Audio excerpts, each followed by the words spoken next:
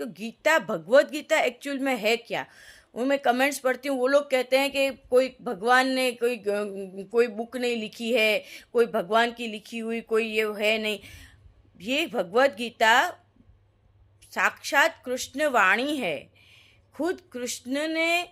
अर्जुन के माध्यम से, अर्जुन तो एक निमित्त था, अर्जुन के माध्यम से पूरे संसार को भगवत गीता का ज्ञान प्रभु ने, कृष्ण प्रभु ने दिया है। कि अर्जुन को जितने भी प्रश्न थे कि भाई मैं अपने ही स्वजनों की कैसे, मैं धर्म युद्ध कैसे लड़ सकता हूँ,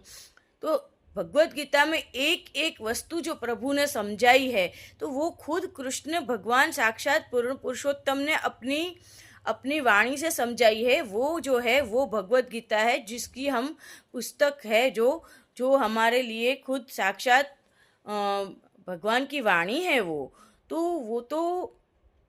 उसके अंदर ठाकुर जी ने सभी चीज़ जो अर्जुन को समझाई है वो सभी हमें अपने जीवन में उतारनी है। और ये जो बात है वो समझाई है, एक एक वस्तु जो अर्जुन ने पूछी है कि भाई आज का मनुष्य जितना भी कंफ्यूज है, कैसे करें क्या करें, उसको कर्म करना है और इतना फास्ट रिजल्ट चाहिए उसको,